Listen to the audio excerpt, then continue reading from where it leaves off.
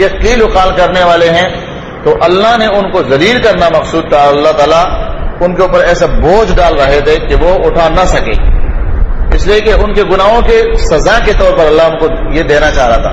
تو یہاں پر ایک مومن دعا کرتا ہے کہ اللہ ہم پر ایسا بوجھ مت ڈالو جس کو ہم اٹھا نہ سکیں. ربنا اے ہمارے رب ولا تحملنا، نہ اٹھوا ہم سے، ما وہ جو لا طاقت لنا جس کی ہم طاقت نہیں رکھتے بھی اس کے اٹھانے کے، ایسے کام ایسے عمل ہم سے کروانا اٹھوانا کہ جس کی ہم طاقت ہی نہ رکھتے ہو. واعف عنا، درگزر فرما ہم پر، واغفر لنا، معاف کر دے ہمیں، وارحمنا، رحم کر دے ہم پر. انت مولانا، تو ہمارے لیے کارساز ہے، تیرے علاوہ ہمارا کوئی کارساز ہے ہی نہیں. فانصرنا، ہماری امداد فرمانا، علی القوم الکافرین، کافر قوم پر. نبی صلی اللہ علیہ وسلم نے ان آخری 2 آیتوں کے بارے میں فرمایا. صحیح بخاری کی روایت ہے کہ اگر کوئی شخص رات کو سوتے وقت یہ 2 آیتیں پڑھ لے آمن الرسول سے، تو اس کے لیے کیا فائدہ ہوگا؟ فرمایا ساری رات کی عبادت کا اجر ملے گا، اس کو ساری رات کی عبادت کا اس کو اجر ملے گا، جس طرح گویا اس نے رات کو تہجد ادا کی ہے. تو ان 2 آیتوں کے پڑھنے میں کتنا ٹائم لگتا ہے؟ ٹوٹل منٹ خرچ نہیں ہوگا. اور نبی صلی اللہ علیہ وسلم نے ان دونوں آیتوں کے فضائل کے بارے میں فرمایا تھا کہ مجھے اللہ رب العالمین نے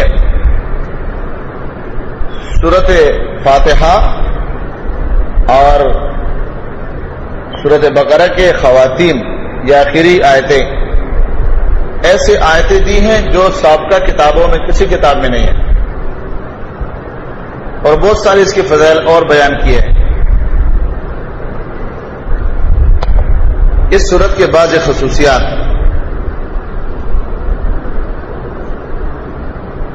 پہلے نمبر پر اس سورت میں اللہ رب العالمین نے عقلی دلائل کا ذکر کیا ہے، اور اس کے مختلف انواع ہے، 3 قسموں پر مشتمل ہے: آسمان، زمین، اس کے درمیان کے حالات، اور تصریف الریاح، والسحاب المسخرہ وغیرہ وغیرہ. نمبر 2، اس صورت میں اللہ رب العالمین نے بنی اسرائیل کا تفصیلی احوال بیان کیا ہے، تفصیلی احوال. نمبر 3، اس صورت میں رسول اللہ صلی اللہ علیہ وسلم کے رسالت پر جو مشرکین کی طرف سے شبہات تھے، ان شبہات کا جواب، جیسے کہ ہم پڑھ چکے ہیں. اس میں یہ نبی اپنی طرف سے قرآن نہیں بناتا ہے، اگر تمہارا یہ عقیدہ ہے تو فاتوا بسورۃ من مثلہ وادعوا شہداءکم، شبہات کا جواب تھا. نمبر 4، اس صورت میں اللہ رب العالمین نے مسلمانوں کی سیاسی زندگی یعنی اسلامی ریاست اور اس اسلامی ریاست کے جو قوانین ہیں اس کے انتظام، اس میں افراد کے اخلاقی اور جس طرح مال کی حفاظت، جان کی حفاظت، اس میں قصاص کے مسائل، اس کا ذکر کیا ہے. نمبر 5، بیت اللہ کی تعمیر اور ابراہیم علیہ السلام کے دعا کا تذکرہ. نمبر 6، قبلے کی تبدیلی کا ذکر اور اس کے منسلک اور اس کے ساتھ مسائل. نمبر 7، جہالت کے رسموں کا اس صورت میں اللہ نے رد کیا ہے کہ عورتوں کو گھروں میں باندھنا، بند کرنا سال تک، اور ان کے اوپر نئے کپڑے یا غسل کا پابندی لگانا، ان رسموں کا اللہ نے اس صورت میں رد کیا ہے، یہ مظالم ہیں. نمبر 8، اس صورت میں اللہ رب العالمین نے مال خرچ کرنے کی مثالیں دی ہیں، جس میں 8 مثالیں ہیں. 8 کہ مال اس طرح خرچ کرو، اس کا یہ فائدہ ہوگا، یہ فائدہ ہوگا، ایسے خرچ کرنے والے کے یہ نقصانات، یہ نقصانات. نمبر 9، اس صورت میں مختلف مسائل کا اللہ نے ذکر کیا ہے جو آیات مدائنہ میں ہم نے پڑھ لی ہے، لین دین کے مسائل، قرض کے مسائل، اور نمبر 10، اس صورت میں اللہ رب العالمین نے آدم علیہ السلام کی خلافت کا ذکر کیا ہے، اور پھر اس کو جو علمی فوقیت دی ہے اس کا تذکرہ۔ سورۃ آل عمران یہ بھی مدنی صورت ہے، اور اس کا نزول سورۃ انفال کے بعد ہوا ہے۔ اس کی دلیل اس صورت کے اندر خود موجود ہے کہ اس صورت میں جنگ احد کا تذکرہ ہے، جنگ احد، جبکہ سورۃ انفال میں جنگ بدر کا تذکرہ ہے۔ تو جنگ بدر 2 ہجری میں ہوئی ہے اور جنگ احد 3 ہجری میں ہوئی ہے، تو اس سے جو ہے نا ثابت ہوتا ہے کہ یہ سورۃ آل عمران جو ہے اس کا نزول سورۃ انفال کے بعد ہوا ہے۔ اور پہلے والی سورت کے بقرہ کے ساتھ اس کا جو ربط، جس کو کہتے ہیں تعلق، جوڑ، وہ مختلف وجوہ کے ساتھ ہے۔ پہلی سورت میں بقرہ میں اللہ رب العالمین نے جن دلائل کا ذکر کیا ہے اس میں حجت قائم کرنا مقصود تھا، حجت قائم کرنا مخالفین پر۔ اس صورت میں جو اللہ نے دلائل کا ذکر کرنا ہے اس میں شکوک اور شبہات کا ازالہ کرنا ہے۔ عیسیٰ علیہ السلام کے بارے میں شکوک، آل عمران کے بارے میں شکوک، اس کا ازالہ۔ نمبر 2، اس صورت میں ہم نے یہ عنوانات پڑھ لیے تھے 4 جو سورۃ بقرہ میں، تو اس صورت میں بھی وہ عنوانات ہم پڑھیں گے، لیکن اس میں انداز اس سے تبدیل ہے، کیونکہ وہاں انداز یہودیوں کے اور مشرکین مکہ کے حوالے سے کچھ اشارات ہیں، یہاں نصارہ کے ساتھ زیادہ مخاطبہ ہے۔ اور نمبر 3، سورۃ بقرہ میں شرعی امور کے لیے نظام کا ذکر تھا، تو یہاں پر اللہ رب العالمین مسلمانوں کے شرعی نظام باقی رکھنے کے لیے، یہ شرعی نظام باقی کیسا رہے گا اس کے لیے نظام کا ذکر ہے اور مسائل کا ذکر ہے۔ نمبر 4، سورۃ بقرہ میں اللہ رب العالمین نے یہودیوں پر رد کیا ہے، اور سورۃ آل عمران میں نصارہ پر رد ہے، ان کے عقائد کے جو خباستیں ہیں اس کے اوپر رد۔ نمبر 5، سورۃ بقرہ میں اللہ رب العالمین نے گائے کی عبادت پر رد کیا ہے کہ یہ عبادت کی چیز نہیں ہے، عبادت اللہ کی کرو۔ تو اس صورت میں اللہ رب العالمین نے عیسیٰ علیہ السلام کو الہ بنانے سے منع کیا ہے کہ وہ الہ نہیں ہے، وہ خود الہ کا بندہ ہے۔ اور اس صورت کا عنوان بھی توحید ہے، توحید، اللہ تعالیٰ کے توحید کو اس صورت میں اللہ نے مختلف ترتیب سے ثابت کیا ہے۔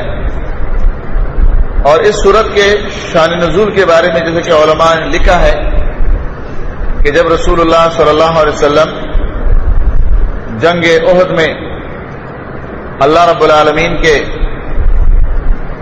طرف سے جو آنے والے مصائب تھے، 70 صحابہ کے شہادتوں کا ان کو سامنا ہوا، پریشان تھے، صحابہ بھی پریشان تھے، تو نجران کے نصارہ جو کہ اپنے علاقے کے بڑے بڑے مبلغین تھے، وہ ان کا ایک وفد آیا، 60 آدمی ان پر، یعنی ان میں 60 آدمیوں پر مشتمل وفد تھا، اور ان کا جو بڑا تھا اس کا نام تھا عاقب۔ عاقب کی قیادت میں ان کا وفد آیا کہ چلو اس موقع سے فائدہ اٹھاتے ہیں، اللہ کے نبی اور اس کے ساتھی صحابہ وہ پریشان حال ہے، تو ہم نصرانیت کی ان کو دعوت دیتے ہیں کہ ہمارا دین صحیح ہے، تم بھی آ جاؤ، عیسائیت میں آ جاؤ، ہمارے ساتھی بن جاؤ۔ تو یہ افراد آئے مدینے میں، نبی علیہ السلام اور صحابہ کو اپنے دین کی دعوت دینے کے لیے، اور نبی علیہ الصلوۃ والسلام کے ساتھ انہوں نے اچھا خاصا مباحثہ کیا، جس کو آپ مناظرہ کہہ سکتے ہیں، اور مختلف انہوں نے شبہات پیش کیے، تو اللہ رب العالمین نے ان کے جواب کے لیے اور ان پر رد کرنے کے لیے اس سورت کے 80 سے کچھ زیادہ آیتیں اتاری، 80 سے زیادہ آیتیں، یعنی کچھ آیتوں پر یہ ٹوٹل عنوان جو ہے نصارہ کے رد پر اللہ نے اتارا ہے۔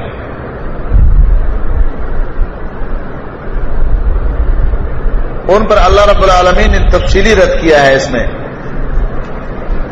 ان کے عقائد، ان کے نظریات، ان کا فکر، ان کا سوچ، ایک ایک بات کا اللہ نے جواب دیا ہے، اور پھر وہ نا امید ہو کر واپس چلے گئے تھے۔ اس سورت کو تو مشہور نام آل عمران ہے، اس لیے کہ اس میں آل عمران کا ذکر ہے تفصیلی، زکریا علیہ السلام کا، عمران علیہ السلام کا، اور مریم اور اس کے والدہ عیسیٰ علیہ السلام کا تفصیلی بیان ہے اس میں، اس مناسبت سے اس کا ضلع نام رکھا گیا ہے۔ اور بھی نام علماء نے لکھا ہے، سورۃ زہرا ہے، زہرا جیسے کہ آپ نے حدیث سنی ہے، زہراوان ہے، اللہ کے نبی نے فرمایا یہ دونوں صورتیں قیامت کے دن اپنے پڑھنے والوں اور اس پر عمل کرنے والوں کے لیے شفیع بن کر آئیں گے، شفاعت کریں گے۔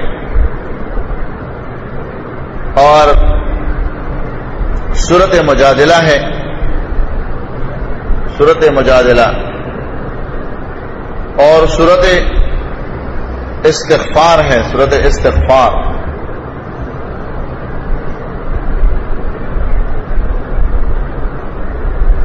سورۃ معینہ ہے، سورۃ امان ہے، امان، امن دینے والی سورت، اور مشہور نام جیسے کہ ہم نے ذکر کیا وہ سورۃ آل عمران ہے۔ بسم اللہ الرحمن الرحیم، اللہ کے نام سے شروع کرتے ہیں جو نہایت میں ربان بہت رحم کرنے والا ہے۔ اس کے معنی پہلے ہم پڑھ چکے ہیں، اس میں اللہ کے دو صفتی نام اور اللہ کے اسم ذات، اس کی طرف اسم کا اضاف جس میں اللہ کے تمام صفتی نام آ جاتے ہیں، اور اس میں انسان کے عجز کا اعلان کہ ہم عاجز ہیں اللہ کی کتاب پڑھنے سمجھنے سے جب تک اللہ کا مدد ہمارے ساتھ شامل حال نہ ہو، اور اس میں شیطان سے پناہ ملتا ہے انسان کو، انسان اپنے تمام کچھ اللہ کے حوالے کرتے ہیں، پھر اللہ دفاع کرتا ہے۔ الف لام میم اللہ لا الہ الا هو الحی القیوم، اللہ ہی معبود ہے، الہ ہے، اللہ ہی معبود الہ ہے، اس کے ماں سوا کوئی معبود الہ برحق نہیں ہو سکتا۔ لا الہ نہیں ہے معبود برحق الا ہوا مگر وہی ہے، اور پھر اس کی دو صفات، الحی القیوم، وہ ہمیشہ زندہ اور سنبھالنے والا ہے، قیام دینے والی ذات، جو آیات الکرسی میں ہم نے پڑھ لیا ہے۔ نزل علیک الکتاب، نازل کیا ہے تجھ پر کتاب، بالحق کے حق کے ساتھ، مصدقا تصدیق کرنے والی کتاب ہے، لما بین یدیہ ان کتابوں کے جو اس سے پہلے ہیں، وانزل التوراۃ والانجیل، نازل کی اس اللہ نے تورات انجیل کو، من قبل اس سے پہلے، ہدی للناس ہدایت کے لیے لوگوں کے واسطے، وانزل الفرقان نازل کیا اس نے فرقان کو، ان الذین کفروا یقیناً وہ لوگ جنہوں نے کفر کیا بھی آیات اللہ، اللہ کے آیتوں کے ساتھ، لہم عذاب شدید ان کے لیے سخت عذاب ہے، واللہ عزیز ذو انتقام، اللہ غالب بدلہ لینے والا ہے۔ اب یہ نجران سے آنے والے 60 رہبان، بڑے بڑے پیر، بڑے بڑے مولوی ان کے، یہ کلام جب انہوں نے سننا شروع کیا، اب اس کا کیا جواب دے، ایک ایک لفظ پر، کیونکہ وہ لوگ تو بڑے فصیح بلیغ علم رکھنے والے تھے، ضد اور چیز ہے، علم اور چیز ہے۔ کتنے ایسے لوگ ہیں جب وہ دلائل دیکھتے ہیں، پڑھتے ہیں، سنتے ہیں، وہ جانتے ہیں کہ ان دلائل کا ہمارے پاس کوئی جواب نہیں. ہمارے استاد شیخ عبدالسلام رستمی حفظہ اللہ تعالی، اس کا ایک واقعہ اس کا شاگرد سنا رہے تھے کہ کچھ لوگ آئے، کہاں ہم نے مناظرہ رکھا ہے. کہاں کس کے ساتھ؟ کہتے غیر مقلدین کے ساتھ، علی دیسو کے ساتھ رکھا ہے. کہتے آپ کا نام دیا ہے کہ آپ ہمارے ساتھ جائیں گے، ان سے مناظرہ کریں گے. اس وقت وہ دیوبندی تھا، پنجپیری تھا. کہتے انہوں نے کہا آپ لوگوں نے ہم سے پوچھا ہے کہ ان کے ساتھ مناظرہ رکھیں؟ نہیں پوچھا ہے. تو میرے پاس ٹائم نہیں ہے جانے کا. انہوں نے بہت اصرار کیا کہ نہیں آپ کو جانا پڑے گا. کہا میرے پاس ٹائم ہی نہیں ہے، مجھے اپنے درس سے ٹائم نہیں ملتے، پڑھانے سے ٹائم نہیں ملتے. آخر میں جب وہ جانے لگے تو شیخ نے ان کو کہا دلائل سے تم ان کے ساتھ بات نہیں کر سکتے ہو، بس شور کرتے رہنا. شور کرو، مناظرے کے دوران شور کرو گے تو کچھ نہ کچھ مل جائے گا. دلائل سے بات کرو گے تو مسئلہ حل نہیں کر سکو گے. وہ ساتھی کہہ رہے تھے کہ ہم اس وقت اور اس وقت کی باتوں پر حیران ہیں. ایسا ہوتا ہے کہ ان کو دلائل معلوم ہوتے ہیں. اس میں اگر آپ دیکھیں گے بڑے بڑے علماء کرام کے واقعات ہیں. یہ عبد الرحمن رحمانی جو ملتان کے ہیں اور اس وقت مرکز دعوۃ والارشاد کے مرکزی مفتی ہے، اس نے اپنا واقعہ لکھا ہے، اس کو آپ پڑھیں. کہتے میرا مناظرہ تھا، اس وقت یہ دیوبندی تھا، 20 رکعت اور 8 رکعت تراویح پر. تو کہتے ہیں میں سرفراز خان صفدر صاحب کے پاس گیا تو ان سے میں دلائل اپنا مضبوط کرنا چاہ رہا تھا کہ میں مناظرہ کرنے جا رہا ہوں علی دیسو کے ساتھ. تو کہتے ہیں کہ یہ جو 20 رکعت کی روایت ہے یہ میں نے ان کے سامنے رکھا. تو کہنے لگا کہ میں نے کہا اس پر تو فلاں نے بھی لکھا ہے، فلاں نے بھی لکھا ہے، یہ راوی ضعیف ہے. اس نے کہا اللہ کے بندے یہی ضعیف روایتیں تو ہیں جس پر ہماری گاڑی چل رہی ہے. کہہ رہے یہ بات میرے دل کو لگ گئی، ضعیف روایتوں پر ہماری گاڑی چل رہی ہے. پھر ایک بات یہ میں نے پڑھی کہ انہوں نے کہا کہ اس کے اوپر سکت علیہ البخاری ہو، اس راوی پر امام بخاری نے سکوت کیا ہے. کہتے ہیں اس سے تو ہم نے یہ بات یہ سمجھی نا کہ امام بخاری نے اس راوی پر سکوت کیا، میں نے اس کو کچھ نہیں کہا ہے تو مانا قابل قبول ہے. پھر جب میں نے دیکھا کہ امام ذہبی رحمۃ اللہ نے شروع میں مقدمے میں لکھا ہے کہ جہاں ہم یہ کہہ دیں کہ امام بخاری نے اس پر سکوت کیا ہے تو اس کا مطلب یہ ہے کہ اس کے نزدیک اس شخص پر بات کرنے کی ضرورت ہی نہیں ہے، کسی کاتے کا ہے ہی نہیں. تو میں حیران ہو گیا کہ وہاں کیا لکھا ہوا ہے، جتنے بڑے شیخ ہیں وہ کیا کہہ رہے ہیں سکتہ علیہ البخاری ہو. تو سکتہ کا معنی تو انہوں نے لکھ دیا ہے کہ سکتہ کا یہ معنی کہ یہ راوی اتنا ردی ہے کہ اس پر بات کرنے کی ضرورت نہیں ہے. وہاں اس کو بطور دلیل لاتے ہیں کہ سکتہ علیہ البخاری. تو یہ ہوتے ہیں کہ جو مد مقابل ہوتے ہیں وہ دلائل کو جانتے ہیں، سمجھتے ہیں، وزن. لیکن وہاں پر درمیان میں ایک تار ہے، تار تقلید کا، وہ بیچ میں آ رہا ہے. وہ تقلید کا تار جیسے کٹتے ہیں نا تو باقی سب علم ان کے پاس ہوتے ہیں. شیخ امین اللہ پشاوری صاحب سے کسی نے ہمارے گاؤں میں سوال کیا تھا کہ یہ جو ہے نا بہت سارے لوگ پنجپیری جماعت سے وہ علی حدیثوں میں کیوں آ رہے ہیں؟ تو شیخ نے جواب دیا، کہاں وہ پہلے سے ہوتے تو علی حدیث، کیونکہ قرآن وہ اچھے طریقے سے پڑھتے ہیں، قرآن ان کو یاد ہوتے ہیں، احادیث بھی پڑھتے ہیں. بیچ میں تقلید کی ایک رکاوٹ ہوتی ہے، تار ہوتے ہیں درمیان، وہ تار جیسے ٹوٹ جائے تو علی حدیث ہو جاتا. وہ تو تیار ہوتے ہیں ذہنی طور پر قرآن و حدیث، قرآن و حدیث. وہ جو مشہور واقعہ ہے نا کہ شیخ مولانا طیب طاہر صاحب رحمۃ اللہ علیہ، اس کے درس میں ایک ضعیف العمر آدمی وہ کسی نے کہا یہ علی حدیث ہو گیا، اس کو کھڑا کیا، بھائی آپ کو کس نے علی حدیث کیا، کیسے علی حدیث ہو گئے تم تو پنجپیری تھے. اس نے کہا آپ نے کیا ہے. میں نے کیسے آپ کو علی حدیث کیا ہے؟ بولا میں نے آپ کے ہر درس میں سنا کہ قرآن اور حدیث، قرآن اور حدیث، قرآن اور حدیث. جب میں نے دیکھا تو وہ ادھر تھا، قرآن و حدیث، قرآن حدیث. آپ نے میرا ذہن بنایا تھا کہ قرآن و حدیث، قرآن و حدیث. تو جب وہ میں نے تحقیق کیا تھا وہ تو ان کے پاس تھا، تم آپ نے مجھے کیا حدیث، آپ نے میرے ذہن سازی کی. ایسے واقعات ہوتے. یہاں پر یہ مقصود ہے کہ یہ جو نجران سے آنے والے لوگ تھے، انہوں نے جب اللہ کے رسول صلی اللہ علیہ وسلم سے یہ سورۃ آل عمران سنا، یہ ایسے واضح دلائل ہے کہ اللہ تعالیٰ نے کیا فرمایا کہ یہ جو قرآن ہے، اس نبی پر جو کتاب کا نزول ہو رہا ہے بالحق، یہ حق ہے. اور کیسے حق ہے؟ مصدقا لما بین یدیہ، یہ تصدیق کرنے والی کتاب ہے جو اس سے پہلے ہے. اب پہلے والے کون سے ہیں؟ فرمایا وانزل التوراۃ والانجیل، تورات انجیل کا نزول بھی اسے اللہ نے کیا ہے.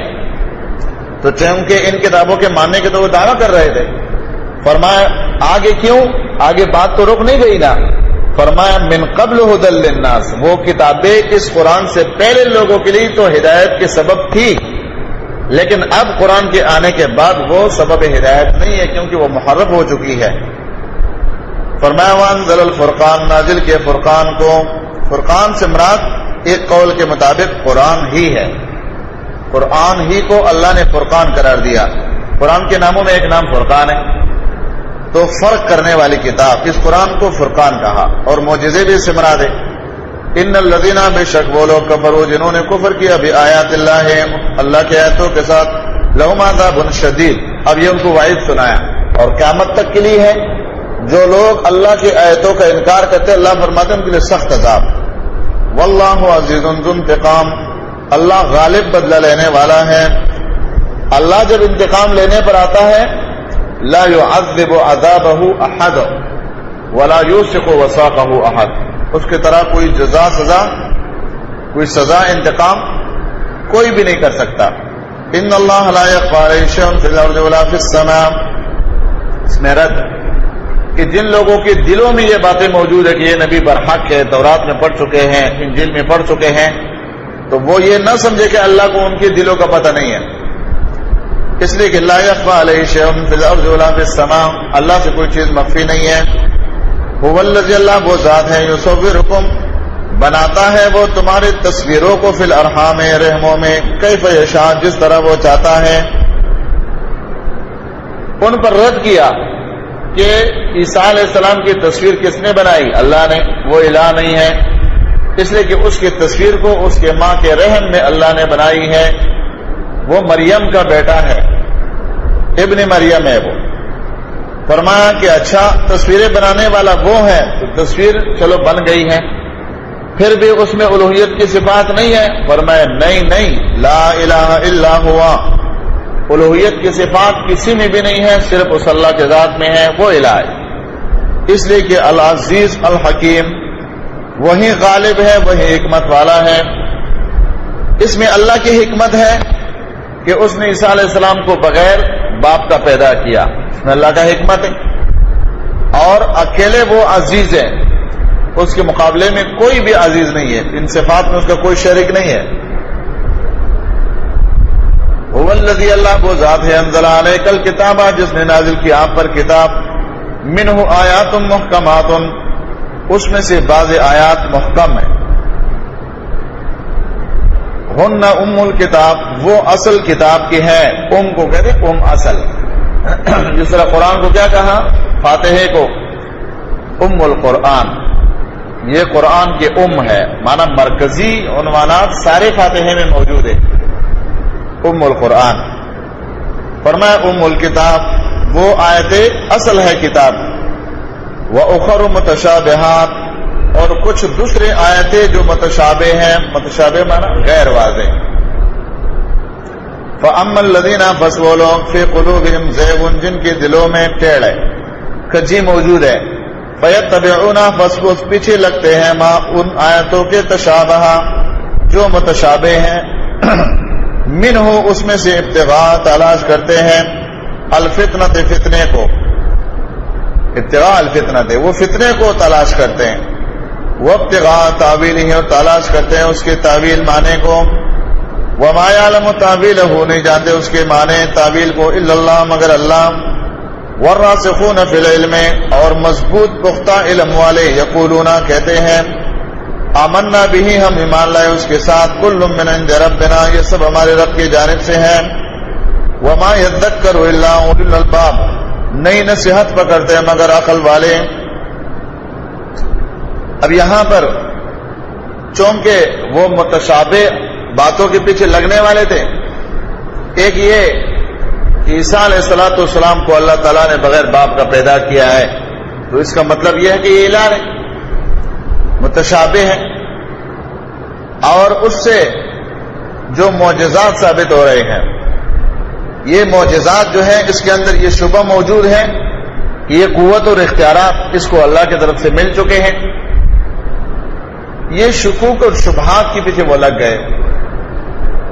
اور آج بھی ایسے لوگ ہوتے ہیں نا وہ تشابہ کے پیچھے چلتے ہیں. تشابہ صریح معنی، واضح معنی، جو دلائل موجود ہو وہ اس کے پیچھے نہیں جاتے ہیں، بلکہ متشابہات کے پیچھے چلتے ہیں.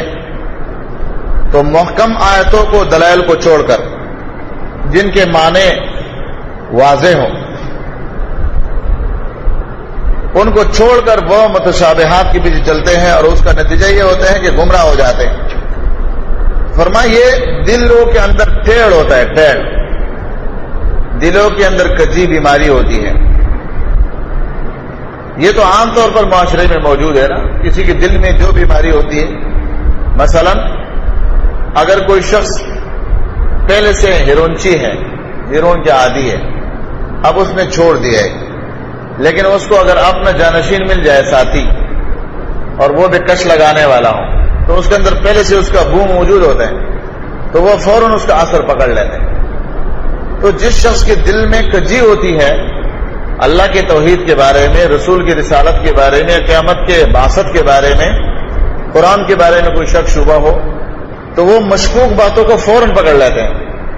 آج بھی جو لوگ قرآن اور حدیث سے، یعنی ایمان کے اعتبار سے حسن ظن کے بجائے حسن سو رکھتے ہیں، ظن سو رکھتے ہیں، وہ اس طرح اسلام پر برستے ہیں، ذرا سی بات جب ان کو مل جائے نا، بس فوراً شروع ہو جاتے. اور دوسری جانب جو اسلام کے مخالفین ہیں، جو بھی کریں تو اس کے بارے میں ان کی زبانوں پر کچھ بھی نہیں آتے. کیوں؟ ان کے دلوں میں ٹھہر ہوتے ہیں اسلام سے بغاوت کا، اسلام سے مخالفت کا، تو فوراً وہ بولنے لگتے. تو اللہ رب العالمین نے فرمایا ان کے دلوں میں ٹھہر ہے.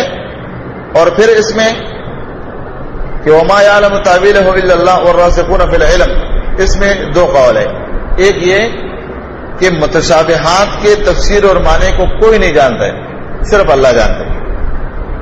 اور والراسخون فی العلم یقولون آمنا بہ، جن کو اللہ نے پختہ علم دیا ہے وہ تو متشابہات کے بارے میں یہ کہتے ہیں اس پر ہمارا ایمان ہے. اس کے معنی، مفہوم وہ اللہ کے حوالے ہیں، ہمارا تو اس پر ایمان ہے کہ اب من جانب اللہ ہے. جس ہم الف لام پڑھتے ہیں ہمارا اس پر ایمان ہے. اس میں ہمارا ایمان یہ ہے کہ اس کے پڑھنے میں ہم کو 30 نہیں کیا مل جائے گی. اب اس کا معنی کیا ہے، مفہوم کیا ہے، ہم نہیں جانتے، ہمارا اس پر ایمان ہے کہ من عند اللہ ہے. اور دوسرا معنی انہوں نے مفسرین نے یہ کیا ہے کہ نہیں جانتے ہیں مشکل معنی، متشابہ کے معنی، الا اللہ، مگر اللہ، والراسخون فی العلم، اور وہ لوگ جو علم میں مضبوط ہیں. تو یہ اس معنی میں ہوگا کہ جب باریک کوئی اشارات اگر قرآن کے متشابہ سے کوئی نکالتا ہے تو وہ علم والے اس کے علمی نکات بیان کر سکتے ہیں، لیکن عام لوگ اس کو نہیں سمجھ سکتے. ہاں جن کے دلوں میں ٹیڑھ ہوتا ہے ان کی یہ کوشش ہوتا ہے کہ متشابہ کے پیچھے چلے. جس طرح لوگ شرک ثابت کرنے کے لیے وہ مختلف قرآن کریم کے زومانے الفاظ نکالیں گے، اور اس کی جو ہے نا وہ ایسے ایسے معنی اپنے طرف سے ان کو پہنائیں گے تاکہ لوگوں کے اندر شرک پھیل جائے. تو اللہ رب العالمین نے فرمایا کہ وما یذکر الا اولو الالباب، نہیں نصیحت پکڑتے ہیں مگر عقل والے. ربنا، اے ہمارے رب، لا تزغ قلوبنا، مت ٹیڑھ پیدا کرنا ہمارے دلوں میں، بعد از ہدیتنا، بعد اس کے جب تو نے ہمیں ہدایت دی. وہب لنا، اور دے دے ہمیں، من لدن کا، اپنے جانب سے، رحمتن، رحمت، ہمیں عطا کر دے رحمت، اپنے رحمت سے ہمیں فیضیاب کر دے. انک انت الوہاب، یقیناً تو بڑا دینے والا ہے. وہاب اس کو کہتے ہیں کہ جو بغیر کسی کے عوض کے دے، مانگتے نہیں ہے کہ بھائی اس کے ہمیں کچھ دے، نہیں، بغیر کسی عوض کے وہ دینے والا ہے، وہاب. اور وہابی کا لفظ بھی اسی سے لوگ منسوب کرتے ہیں. وہابی دو لفظوں میں لوگ پکارتے ہیں نا، ایک ہوتے ہیں وہابی ہاں کے ساتھ وہابی، اور ایک ہوتے ہیں وابی وہ لکھوا کے ساتھ، اور دونوں معنی قرآن میں ہیں اور بہترین معنی ہیں. انہ کان للاوابین غفورا، یقیناً اللہ تعالیٰ نے وابیوں کو معاف کرنا ہے. ہاں، انہ کان للاوابین غفورا، وابیوں کو اللہ نے معاف کرنا ہے. اور وہاب کے معنی دینے والا، واب اللہ کی طرف رجوع کرنے والا، وابی، واو حالف ہاں وہابی، تو وہ اللہ کی طرف رجوع کرنے والا، اور وابی وہ لکھوا کے ساتھ اللہ والا، دونوں بہترین معنی ہیں۔ اور یہ طریقہ ہوتا ہے ہمیشہ مخالفین کا کہ جب وہ اہل توحید اہل سنت اہل توحید پر رد کرتے ہیں نا، تو ان کی زبانوں پر ایسے جملے آتے ہیں کہ وہ جملے ان کے لیے سبب تعریف ہوتے ہیں۔ جیسے کہ اللہ کے رسول صلی اللہ علیہ وسلم نے فرمایا یہ مشرکین مجھے گالی دیتے ہیں لیکن ایسے لفظوں سے دیتے ہیں کہ وہ الفاظ میرے اوپر منطبق ہی نہیں ہو رہے۔ مجھے مجنون کو گالی دیتے، میں مجنون تو نہیں ہوں، کہتے مزمم، تو میں تو محمد ہوں، وہ گالی مزمم کو دیتے ہیں اور میں محمد ہوں، تو میں اسے بچ گیا۔ اس طریقے سے ہر موحد اور متبع سنت کو لوگ ایسے تانے دیتے ہیں نا، رجل کہتے ہیں، رجل قرآن میں کہیں رجل، تو آپ رجل تو عربی میں بہت بہترین نام ہے، یعنی مردانگی جس میں ہوتی ہے، دلیری جس میں ہوتی ہے، جو عورتوں میں ایک مرد شمار ہوتا ہے، مردوں میں جو بہادر شمار ہوتا ہے، قرآن نے اس کو رجل کہا ہے۔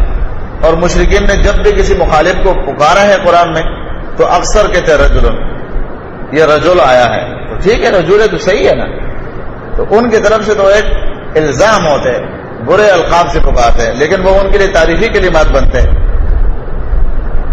تو فرمایا کہ انت الوہاب، اے اللہ تو دینے والا ہے، ربنا یہ ہمارے رب، انک جامع الناس، یقیناً تو جمع کرنے والا ہے لوگوں کو، لیوم اس دن کے لیے لا ریب فیہ، جس میں کوئی شک نہیں ہے، ایسے دن کے لیے مجموعہ ہونے والا ہے، ایسا اجتماع ہوگا کہ اس دن سارے لوگ جمع ہو جائیں گے۔ اور لا ریب فیہ مانا اس دن میں شک نہیں ہے، ہاں لوگوں کے دلوں میں اس دن سے شک ہے لیکن اس دن کے واقعہ ہونے میں شک نہیں ہے۔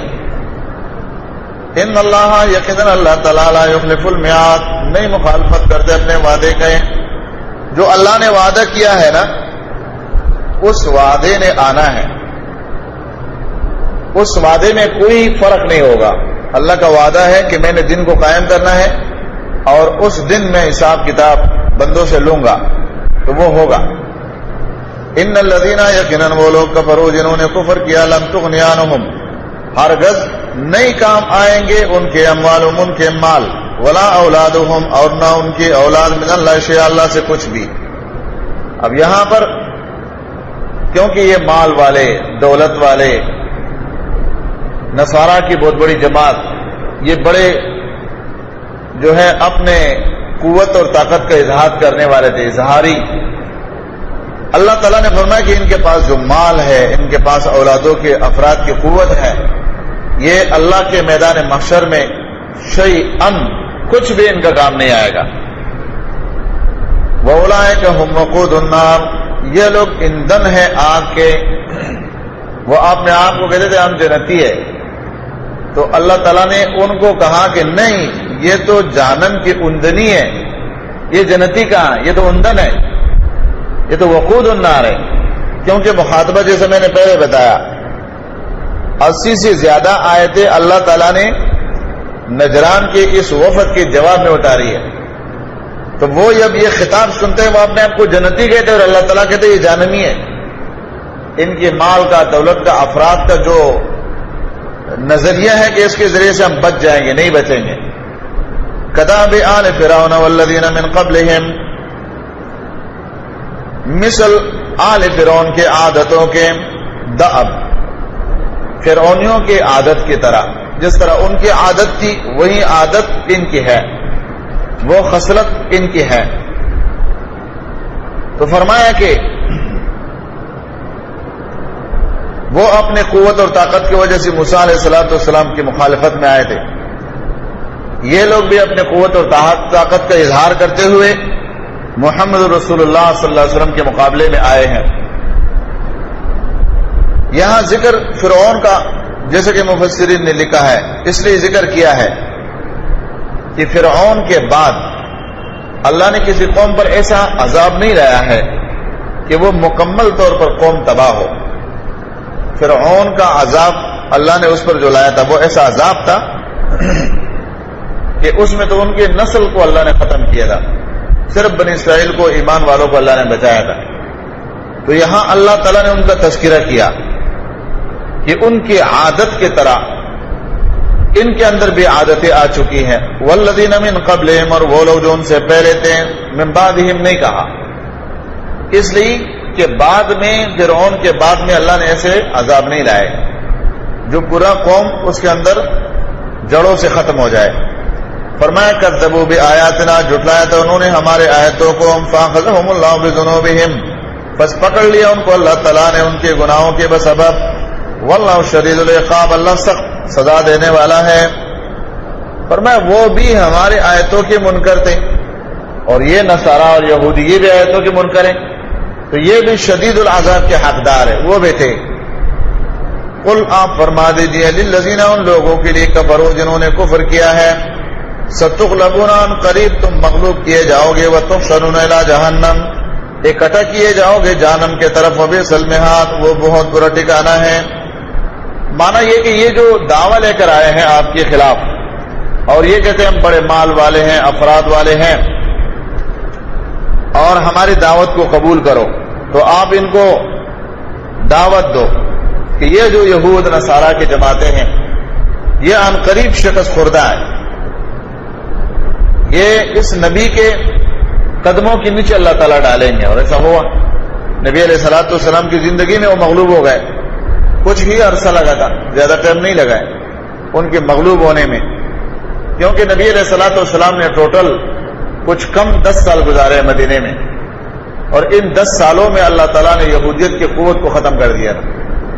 بعد میں نبی علیہ السلام کے صحابہ نے عمر فاروق کے زمانے میں عثمان اور ابو بکر اور رضی اللہ عنہ مجمعین، ان 3 ادوار میں پھر ان کے ساتھ سخت جنگیں ہوئی اور ان کو عرب سے بالکل صفایا کر دیا، لیکن قریب کے دور میں ان کی قوت ختم ہو گئی، اور پھر اللہ رب العالمین نے جہنم کے حشر کا ذکر کیا کہ جہنم کی طرف جمع ہو جاؤ۔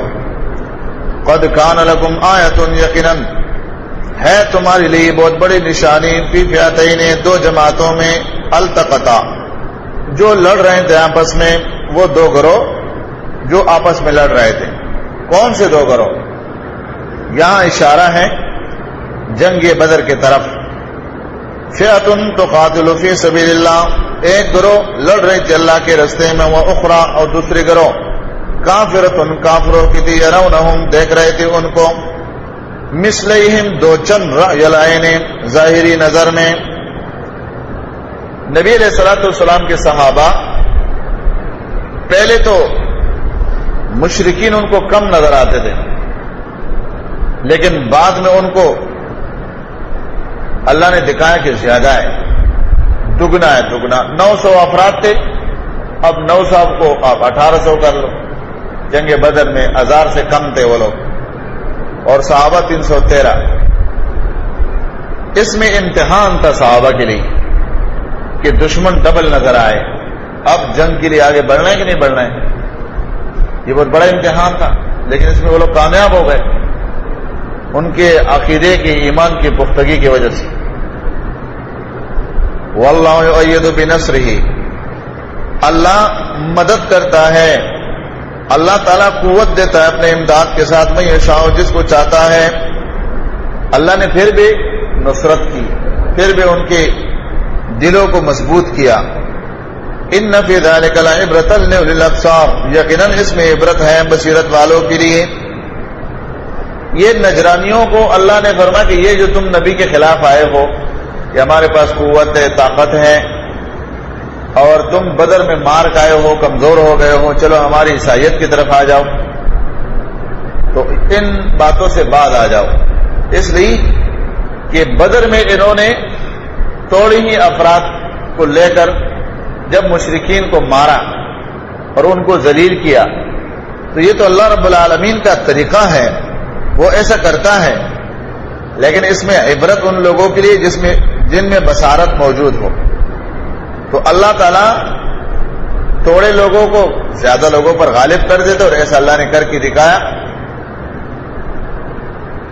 یعنی یہ تمہارا یہ مال یہ تمہارا دولت، اگر اس پر تم ناچتے ہو تو یہ تمہیں کچھ فائدہ نہیں دے سکتے.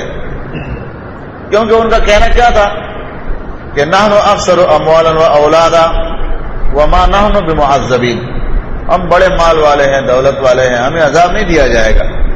سورۃ سبا آیات نمبر 35 میں اس کا ذکر. یا وہ اپنے اس معاملے میں بڑے قوت اور طاقت کا اظہار کرتے تھے. تو اللہ رب العالمین نے فرمایا کہ مالداری یا اولاد کا زیادہ ہونا یہ اللہ کے تقرب کا کوئی ذریعہ نہیں ہو سکتا ہے جب تک ایمان نہیں ہے. وما اموالکم ولا اولادکم بالتی تقربکم عندنا زلفا، نہیں ہے تمہارے یہ مال اولاد کہ وہ اللہ تعالیٰ کے قرب کا سبب بن جائے گا. ہاں اس کے لیے استثناء کا ہے، الا من آمن وعمل صالحا، ان لوگوں کا بن سکتا ہے جنہوں نے ایمان لایا ہے. تو ایمان لانے کے بعد پھر اولاد بھی ان کے لیے صدقہ جاریہ ہو سکتا ہے، مال بھی خرچ کرنے میں اس کو فائدہ ہو سکتا ہے. فرمایا فاولئک لهم جزاء الضعف بما عملوا، ان کے لیے دگنا اجر ہے جو ایمان کے بعد اولاد اور مال ان کا کام آ جائے. وهم فی الغرفات آمنون، وہ تو بالا خانوں میں امن کے ساتھ رہیں گے، لیکن تم ایمان لانے کے بغیر یہ جو خیال رکھتے ہیں یہ باطل ہے. فرمایا زین للناس، مزین کر دی گئی ہے لوگوں کے لیے حب الشہوات، محبت نفسانی خواہشات کا، من النساء، عورتوں میں سے. اب اس آیات میں اللہ رب العالمین نے دنیا کے خواہشات کی اصول اللہ نے بیان کیے. اصول سے مراد بنیادیں، یہ ہے محبت کی جڑ، جس کو جڑ آپ کہہ سکتے. تو اس میں پہلے نمبر پر کس کو لایا؟ نساء. عورتیں جو ہیں یہ مردوں کے لیے خواہشات میں مقدم ہیں. جیسا کہ علماء نے لکھا ہے کہ اللہ رب العالمین نے چونکہ عورت کو مرد سے پیدا کیا تو اس میں انسیت ہے، اس کی طرف اس میں میلان موجود ہے، اور عورت کے اندر اس کی انسیت ہے، اس سے پیدا ہوئی ہے آدم علیہ السلام سے. تو پہلا فتنہ ہے، جیسے کہ حدیث میں بھی یہ آیا ہے، اللہ کے رسول نے کیا فرمایا؟ ما ترکت فتنۃ اشد علی امتی من النساء، بخاری کی روایت ہے، میں نے عورتوں سے زیادہ کوئی بڑا فتنہ اپنی امت پر نہیں چھوڑا ہے. عورتیں سب سے بڑا فتنہ ہے. کس صورت میں؟ جب کسی میں ایمان نہ ہو اور بے دین عورتوں سے واسطہ پڑ جائے، وہ اس کے لیے سبب تباہی ہے. اب اس فتنے کو یہود نصارا نے اور مسلمانوں نے کس تناظر میں دیکھا ہے؟ اس وقت دیکھ لو، آپ ٹیلی فون کے اندر دیکھو تو عورت کی آواز، موبائل میں عورت کی آواز، کھانے پینے کی چیزوں کے اوپر تصویر، وہ عورت کی تصویر. کسی چیز کے ایڈورٹائز دیں گے، وہ چاہے تصویر کی شکل میں ہو یا ٹی وی کی صورت میں ہو، تو وہ عورت کے ہاتھ سے. ایسی چیزیں جو کہ مرد کے کام میں بھی آئیں، عورت کے کام میں. کیا بسکٹ صرف عورت کھاتی ہے کہ اس کے اوپر بھی تصویر عورت کی ہوگی؟ مسالہ اس پر تصویر عورت کی، صابن اس پر تصویر عورت، جوتے اس کے ایڈورٹائز وہ اس کے اوپر تصویر عورت. بلکہ بڑے بڑے دکانوں میں آپ جائیں تو اس کے کاؤنٹر پر جو پیسہ وصول کرنے والی ہوگی وہ کسی کمپنی کی طرف سے وہ عورت ہوگی. یہ مقصد کیا ہے؟ اس فتنے کو عام کرنا ہے تاکہ بے حیائی پھیل جائے اس امت کے اندر. اذا لم تستحی ففعل ما شئت، جب تمہارے اندر حیا نہ ہو تو جو مرضی پھر کرتے پھرو. بخاری کی روایت ہے. تو چونکہ یہود نصارہ اس بات کو جانتے تھے نا، ان اول فتنۃ فی بنی اسرائیل فتنۃ النساء، بنی اسرائیل میں سب سے پہلا فتنہ عورت کا فتنہ تھا نا. تو بنی اسرائیل اس بات کو جانتے تھے اور جانتے ہیں کہ عورت کے ذریعے سے ہم اس فتنے کو عام کر سکتے ہیں. کیا موبائل کے اندر مرد کا آواز ہو؟ نہیں ہو سکتے. ابھی بھی آپ سعودی عرب میں نے دیکھا ہے کہ وہاں موبائل پر آپ بات کریں تو اکثر کمپنیوں میں انہوں نے مرد کی آواز کو فکس کیا ہے. وہ آگے سے مرد آپ کو جواب دے گا آواز سے کہ ابھی آپ کا موبائل مصروف ہے یا جواب نہیں آ رہے یا کیا نہیں آ رہے. چلو کم از کم مرد کا آواز تو ہے نا. یہ ایسی چیزیں ہیں کہ اس میں لوگ توجہ بھی نہیں دیتے. تو اس آیات میں پہلا حب الشہوات من النساء والبنین، اور بیٹوں کے، والقناطیر المقنطرۃ، اور جمع کیے ہوئے خزانے. بیٹے بھی فتنہ ہے. المال والبنون زینت الحیات الدنیا، دنیا کی زینت ہے نا. انما اموالکم واولادکم فتنہ، اولاد تمہارے لیے فتنہ ہے. جمع کیے ہوئے خزانے. من الذهب، چاندی میں سے، سونے میں سے، والفضہ، اور چاندی میں سے، کیونکہ سونا چاندی یہ اصل مال ہے دنیا کا. کاغذ ماغذ یہ تو کوئی چیز نہیں ہے نا، اس لیے قرآن نے کاغذ کا نام نہیں لیا کہ قائد اعظم کا تصویر والا وہ نوٹ ہوگا. قرآن میں آپ کو کاغذ کے نوٹ تو نظر نہیں آئیں گے یا حدیث میں، یہ تو یہود نصارہ کی ایجاد ہے. ابھی اگر حکومت کہہ رہے کہ بھائی یہ سارے نوٹ کنڈم، یہ نہیں چلے گا، تو پھر لے کے کیا کرو گے؟ لیکن سونے چاندی کے بارے میں اعلان کر دے کہ یہ کوٹا ہو گیا، تو یہ کوٹا نہیں ہوتا ہے، یہ تو ہے ہی کرا. یہ نوٹ یہود نصارہ کا ایجاد ہے اور اس کے بہت سارے نقصانات ہیں جس کو عام طور پر لوگ نہیں سمجھتے کہ اس کے نقصانات کیا ہے. فرمایا والخیل المسومۃ والانعام والحرث، اور پالے ہوئے نشاندار گھوڑے جس کو نشان زدہ گھوڑے کہتے ہیں، والانعام چوپائے، والحرث اور کھیتی. اب اس میں اگر آپ دیکھیں گے تو دنیا کے جتنے مال ہیں نا اس آیات کے اندر داخل ہے، اور جتنے خواہشات کی چیزیں ہیں وہ اس آیات کے اندر داخل ہے. عورتیں پہلے نمبر پر، اولاد ہے تیسرے نمبر پر، مال کا جمع کیا ہوا خزانہ ہے، پھر اس کی تشریح سونے چاندی کی صورت میں، پھر گھوڑے، اور پھر گھوڑے میں اچھے گھوڑے، پھر اس کے بعد جانور انعام یعنی اس میں گائیں، بیل، بکریاں، اونٹ سب آ جاتے ہیں، اور والحرث کھیتی. اب کتنے لوگ ہوتے ہیں؟ اب جو زمیندار آدمی ہوتے ہیں نا اس کو تم ہاتھ میں سونا چاندی دو، اس کو محبت اس سے نہیں ہوتا ہے. وہ کہتے بڑا کھیتی ہونا چاہیے جس کے اندر گندم ہو، جس کے اندر گنے ہو، جس کے اندر بڑے بڑے درخت ہو. زمیندار ہے نا اس کو اسی محبت ہے. اچھا تاجر آدمی ہے، تاجر آدمی کو تم بولو یہ تمہارا فصل ہوگا، یہ زمین ہوگا، اس کو سونا چاہیے، سونا. وہ کہتے نہیں یار پیسے کی بات کرو، زمین بیچو اس کے اوپر کاروبار کریں گے.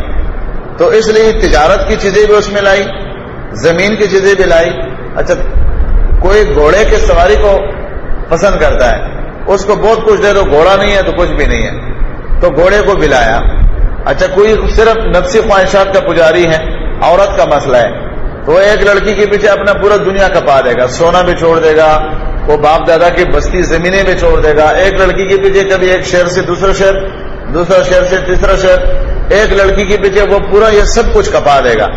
لیکن بس اس کو ایک لڑکی چاہیے، یہاں سے انگلینڈ بھاگ جائے گا، وہ انگلینڈ میں بیٹھے گا، وہ محبت کے وہ لو میرج جس کو کہتے ہیں وہ شادی کر کے اور برطانیہ میں جا کے بیٹھ جائے گا. اس کو نہ یہ کھیتی چاہیے، نہ اس کو یہ باپ چاہیے، نہ ماں چاہیے، نہ اولاد، کچھ بھی نہیں. وہ ایک عورت چاہیے، اس کے ساتھ چلا جائے گا.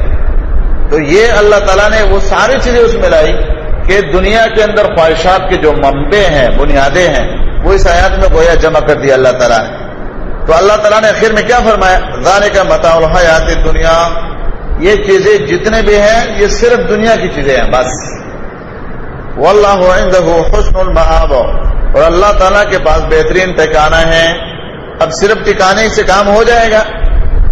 فرمایا نہیں، صرف ٹھکانے کا ذکر نہیں، آپ کو بتانا مقصود ہے، آگے بتاتے ہیں.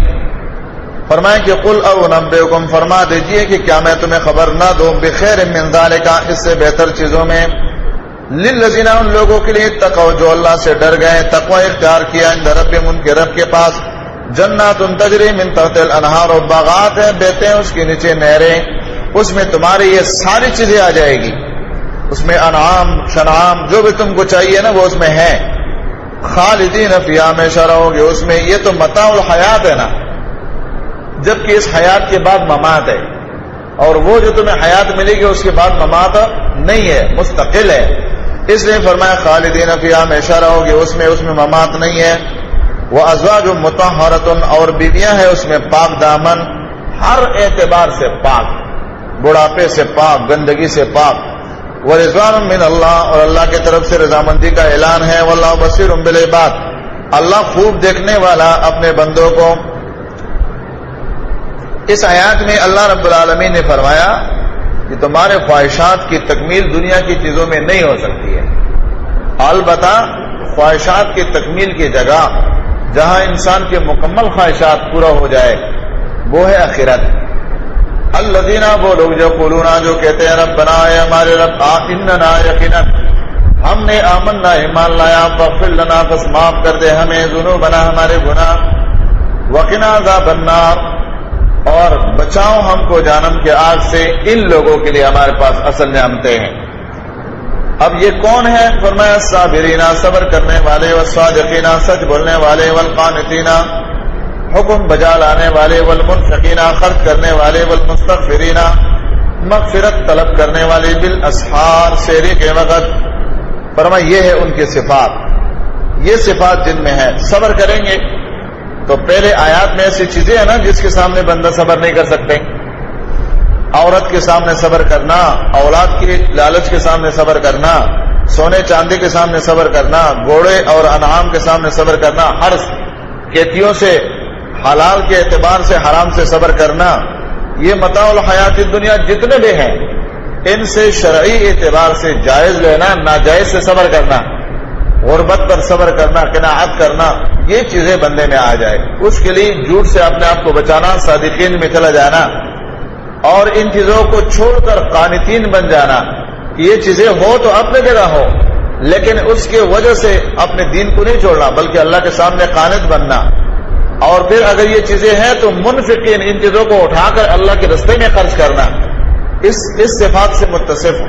والمستغفرین اور اللہ سے معافی مانگنا کہ ان چیزوں کے بیچ میں بھی ہم رہیں تو اللہ ہمیں معاف کر کے پورا امانتی کے ساتھ سلامتی کے ساتھ اس میں ہم اللہ تک پہنچے. پھر فرمایا بالاسحار.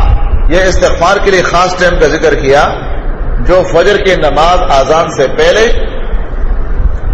اور سحری کے وقت، جس کو سحری کا وقت آپ کہہ سکتے ہیں کہ یعنی رات کو 6 حصوں میں تقسیم کرو تو آخری حصہ ہے، آخری حصے میں استغفار کرنا. فرمائے شہید اللہ انہ لا الہ الا ہوا. گواہی دی اللہ تعالیٰ نے کہ نہیں ہے کوئی معبود برحق مگر وہی اللہ ہے. والملائکۃ اور فرشتوں نے، واولو العلم اور علم والے، قائما بالقسط قائم ہے انصاف کے ساتھ. لا الہ نہیں ہے کوئی معبود برحق الا ہوا مگر وہی ہے العزیز الحکیم غالب حکمت والا. اس آیات میں اللہ رب العالمین نے علماء کا بہت بڑا شان بیان کیا ہے کہ اللہ تعالیٰ نے توحید کی شہادت میں علماء کو لایا کہ علماء وہ لوگ ہیں جو اللہ کے توحید کی شہادت دیتے ہیں. اور یہ آیات اس بات کی دلیل ہے کہ جو لوگ موحد نہیں ہیں اور دنیا کے سارے علوم پڑھے ہوئے ہیں وہ علماء کے صف میں نہیں ہیں. اس لیے کہ موحد نہیں ہے، شہادت توحید نہیں دے رہے. وہ جب شہادت توحید میں وہ اللہ کے ساتھ اس گواہی میں قائم نہیں ہے، توحید پر قائم نہیں ہے، تو وہ علماء کے سب سے نکل گئے. کیونکہ صفات عالیہ جو علماء کے ہیں وہ توحید ہے، وہ ان میں نہیں ہے. اور اس میں اللہ تعالیٰ نے اپنی شہادت پیش کی ہے توحید کے حوالے سے، فرشتوں کی شہادت پیش کی ہے اور علماء. ان الدین عند اللہ الاسلام، یقیناً دین اللہ کے نزدیک وہ اسلام ہے. وما اختلف الذین، اختلاف نہیں کیا ان لوگوں نے، اوتوا الکتاب جو دیے گئے ہیں کتاب، الا مگر من بعد ما جاءهم العلم، بعد اس کے کہ آیا ان کے پاس علم. فرمایا کہ دین اصل اللہ کے نزدیک اسلام ہے. اب ہر ایک کہتا ہے نا کہ ہم صحیح دین پر ہیں، صحیح شریعت پر ہیں. اللہ تعالیٰ نے فرمایا کہ نہیں، ہر ایک دین نہیں چلے گا. دین وہ ہے جو عند اللہ ہے، وہ اللہ کے پاس ہے، اور وہ کیا ہے؟ اسلام. اسلام کے پھر کیا اصول وہ سارے بتا دیے. فرمایا وما اختلف الذین اوتوا الکتاب.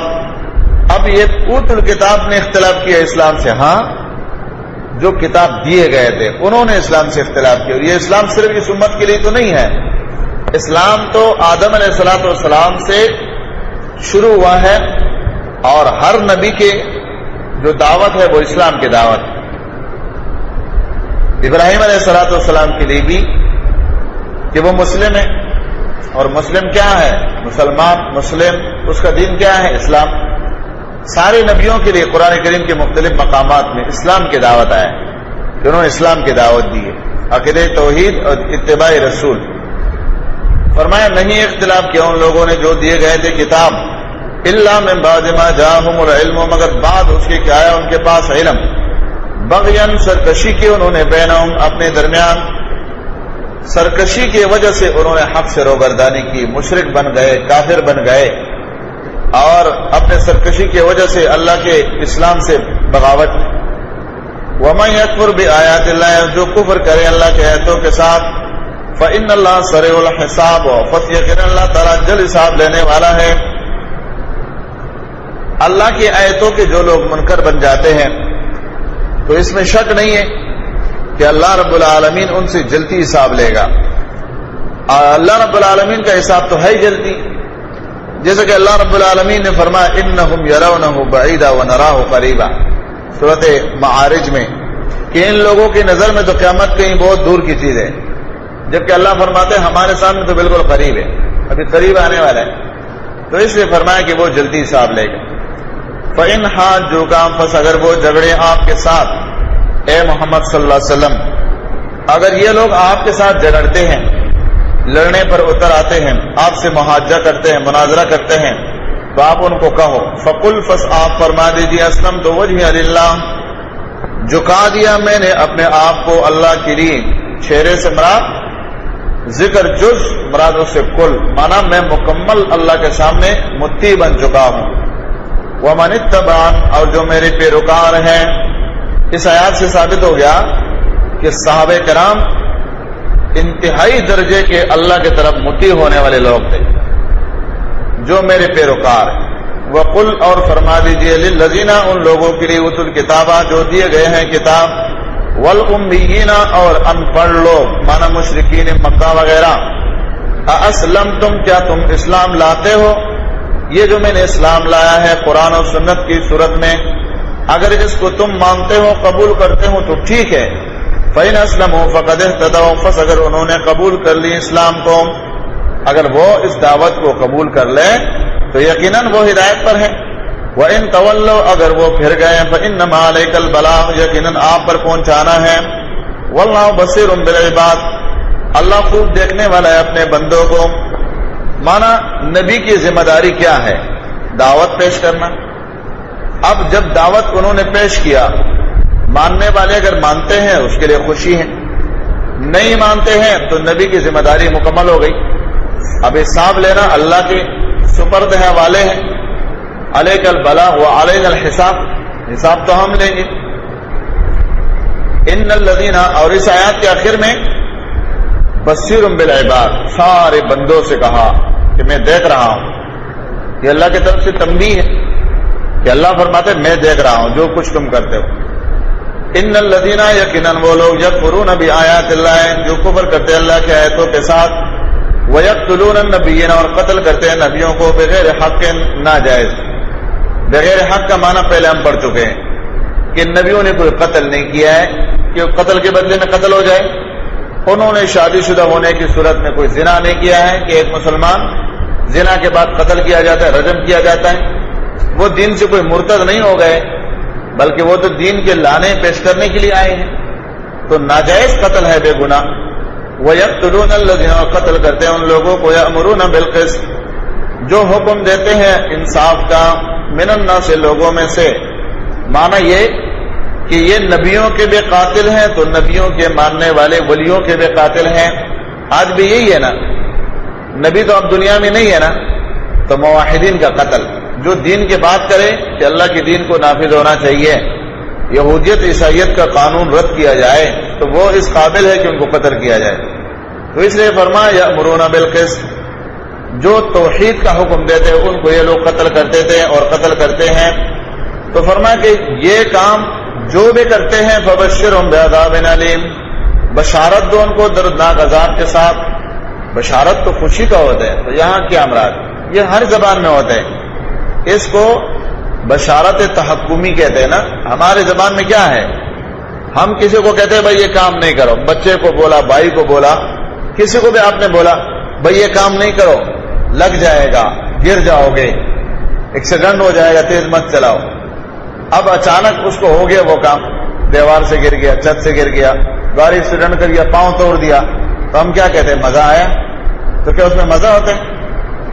مزہ تو نہیں ہوتا ہے، لیکن ہم ان کو یعنی تنبیہ وہ بات یاد دلانا چاہتے ہیں کہ دیکھو میں نے کہا تھا نا۔ تو اللہ تعالیٰ فرماتے ہیں بشارت دو ان کو، خوش ہو جاؤ. تو ہم کہتے ہیں نا خوش ہو جاؤ, جب میں نے کہا تھا تم نے نہیں مانا تو اب خوش ہو جاؤ, لیٹ جاؤ چارپائی میں. تو یہ خوش ہو جانا تو نہیں ہے, بلکہ یہ ہم ان کو ایک زجر کرنا چاہتے ہیں, ڈانٹ دینا چاہتے ہیں. فرمایا فبشرہم بعذاب علیم, بشارت دو ان کو دردناک عذاب کے ساتھ.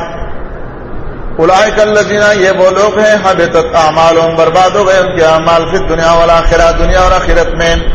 وما لہم من ناصرین, نہیں ہوگا ان کے لیے کوئی مددگار. مانا ان کے اعمال دنیا میں برباد. جیسے پہلے ہم پڑھ چکے ہیں کہ دنیا میں اعمال کیسے برباد ہوتے ہیں.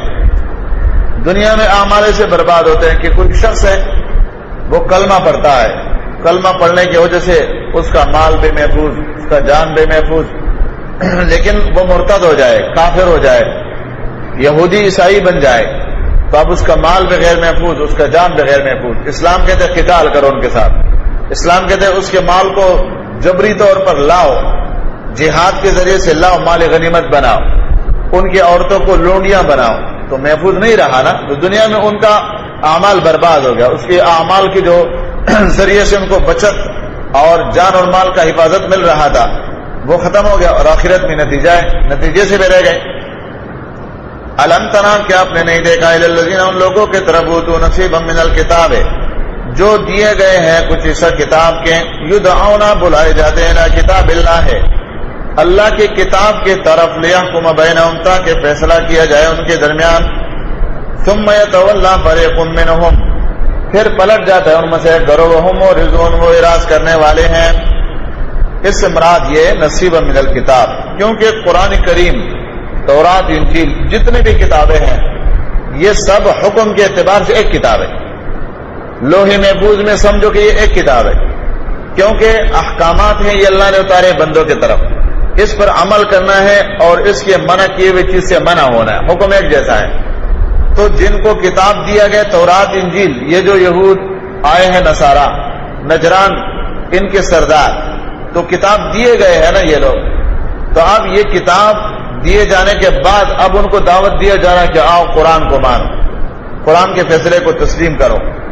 تو یہ اس فیصلے سے منہ پھیر رہے ہیں. یتولی فریق منہم, ان میں سے گروہ, وہم معرضون, اور وہ اعراض کرنے والے ہیں. آج بھی یہ مسئلہ ہے نا کہ اگر آپ کسی کو کہو بھائی قرآن حدیث پر فیصلہ کرو, تو لوگ کیا کہتے ہیں, کیا اس کے لیے کوئی تیار ہے؟ حکمران سے لے کے نیچے تک لاکھوں میں سے کوئی 5 آدمی کوئی نہیں نکال سکتے, 5 آدمی کہ وہ صرف اور صرف قرآن حدیث پر فیصلے کے تیار ہو جائے. یعنی جن کو اختیارات اللہ نے دیے ان کی بات کرتا ہوں, تیار نہیں ہوتے. تیار ہوں گے تو سب سے پہلے نقصان وہ خود ہی اٹھائیں گے. تو آپ نے اوپر کیسے اللہ کا قانون لاگو کریں گے؟ نہیں, مال جائے گا, جان جائے گا, بہت ساری چیزیں آئے گی. اس لیے قرآن اور حدیث کو بطور حاکم, بطور فیصل ماننے کے لیے مسلمان تیار نہیں ہوتے, کیونکہ ایمان وہ نکل چکا ہے. صرف اپنے فائدے کی چیزیں قرآن سے لے لیں گے, دم کے لیے چاہیے, قسم کھانے کے لیے چاہیے, ہاں حکم کے لیے چاہیے کہ وہ جج جو ہے قرآن پر فیصلہ کر, نہیں یہ نہیں ہو سکتا, اس کے لیے پھر تیار نہیں ہے. تولا ذالک بانہم, یہ اس لیے کہ یقیناً وہ قالوا, کہتے ہیں, لن تمسنا النار, ہرگز نہیں چھوئے گی ہم کو آگ, الا ایاما معدودات, مگر گنتی کی چند دن. وغرہم, دھوکے میں ڈالا ان کو, فی دینہم, ان کے دین میں, ما, اس چیز میں, کانوا یفترون, جو وہ گڑھتے ہیں. یہ نصارا کا اور یہود کا. پیچھے ہم نے بقرہ میں یہود کا عقیدہ پڑھا نا کہ انہوں نے کہا کہ لن تمسنا النار الا ایاما معدودہ, ہم کو جہنم نہیں چھوئے گی, جہنم میں ہم نہیں جائیں گے مگر گنتی کی چند دن. اور چند دن سے مراد کیا تھا؟ جتنے دن ہمارے بڑوں نے بچڑے کی عبادت کی ہے اتنا دن ہم جہنم میں جائیں گے, پھر ہمارے جگہ یہ جو امت مسلمہ یہ آئیں گے, جہنم سے پھر ہم نکل آئیں گے. یہ ان کا عقیدہ تھا. تو یہاں اللہ نے ان کا ذکر کیا کہ ان کو ان کی دین نے, یہ کون سا دین تھا؟ مفتر دین, مفتر, یفترون, جو انہوں نے اپنے طرف سے دین بنایا تھا. ان کے مولویوں نے کتاب کے اندر لکھا تھا کہ ہم صرف 40 دن کے لیے جائیں گے, تو اس کے بنے بنائے دین نے ان کو دھوکے میں ڈالا ہے.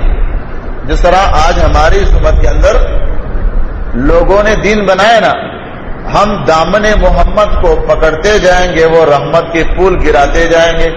ارے بھائی, جب جنت میں جائیں گے تو پھولوں کی بات ہوگی نا, تو جنت کے جانے کے لیے پہلے توحید ہے, جب توحید نہیں ہے تو دامن محمد کیسے پکڑیں گے؟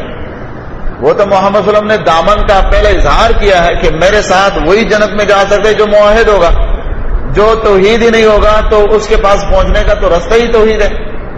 تو یہ بھی ان لوگوں کو بھی, ہماری اس امت کے لوگوں کو بھی اس چیز نے دھوکے میں ڈالا ہے جو لوگوں نے افتراء کے طور پر دین بنا دیا ہے, اپنے طرف سے بنایا ہے اور اس کو دین کا نام دے دیا ہے.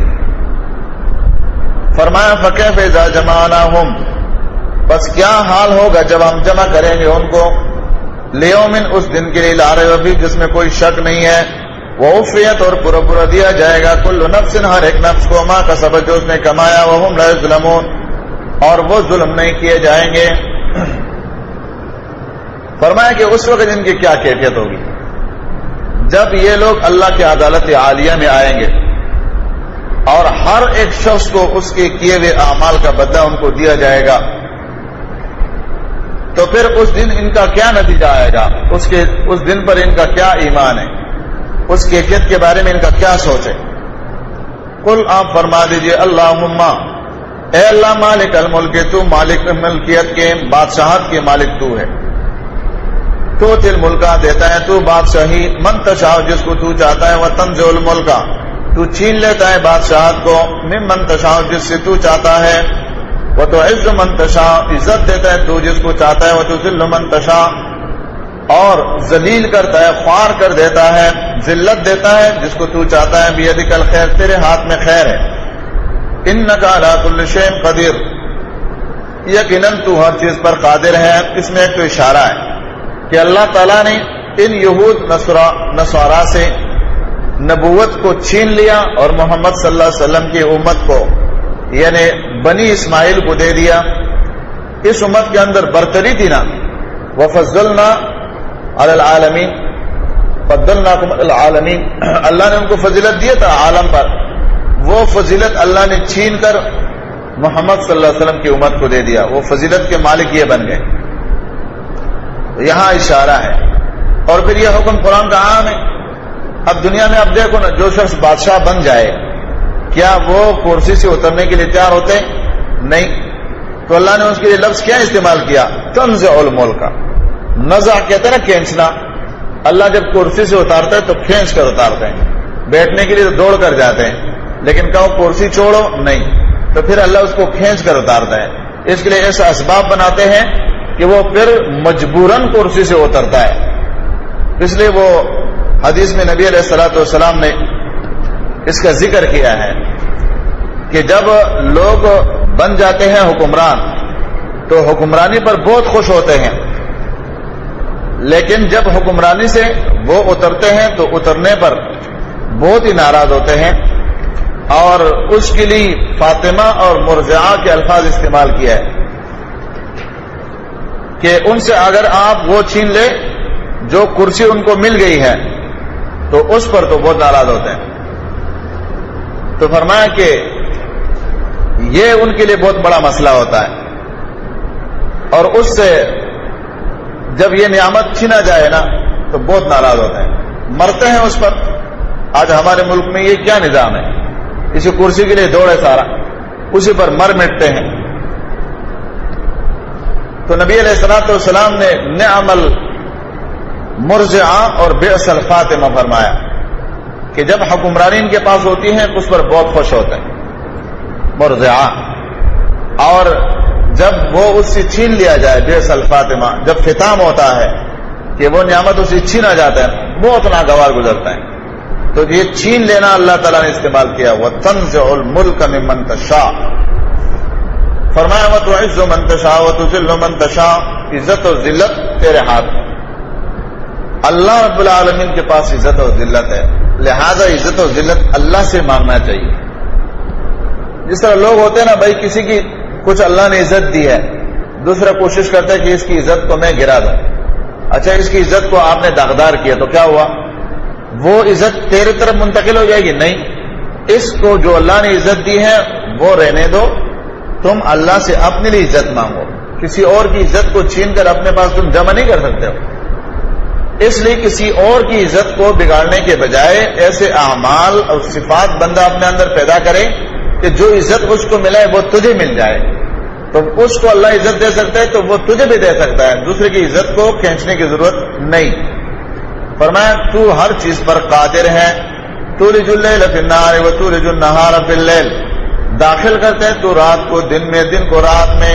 یہ نظام،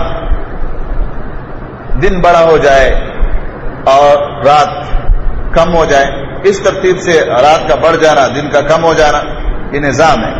اور اس میں اشارہ ہے اس طرف، انقلابات کی طرف. یہ محمد صلی اللہ علیہ وسلم کا انقلاب آئے گا. مقابلے میں لوگ ہیں نا، نجران کے یہودی آئے ہیں، تو اللہ رب العالمین ان کو بتانا چاہتے ہیں کہ یہ انقلاب آئے گا، رات کے اندھیرے ختم ہو جائیں گے، دین کا روشنی آنے والا ہے. وَتُخْرِجُ الْحَيَّ مِنَ الْمَيِّتِ وَتُخْرِجُ الْمَيِّتَ مِنَ الْحَيِّ، نکالتا ہے تو زندے کو مردے سے اور مردے کو زندے سے. وَتَرْزُقُ مَن تَشَاءُ بِغَيْرِ حساب، رزق دیتا ہے تو جس کو چاہتا ہے بغیر حساب.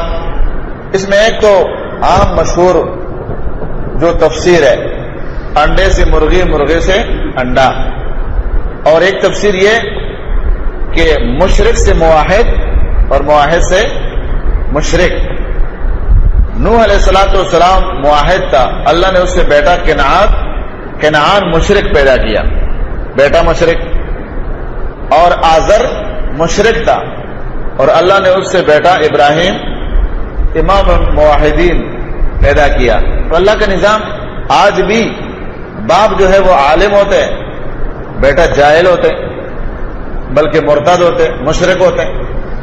اسی طرح باپ مشرک کافر ہوتے، جاہل ہوتے، بیٹا عالم متقی پرہیزگار عالم ہوتے. یہ نظام ہے اللہ کا. فرمایا وَتَرْزُقُ مَن تَشَاءُ بِغَيْرِ حساب، رزق دیتا ہے تو جس کو چاہتا ہے بغیر حساب. مطلب مال دولت یہ کوئی عزت کی چیز نہیں ہے، یہ تو اللہ جس کو دیتا ہے، کافر کو بھی دیتے، مسلمان کو بھی دیتے، یہ اللہ کے اختیار میں ہے اور یہ سبب ہدایت نہیں ہے. اور اس کے ذریعے سے کوئی یہ گمان نہ کرے کہ میں مالدار ہوں تو گویا آخرت میں نجات ہوگی، بلکہ آخرت کی نجات وہ ہدایت پر موقوف ہے.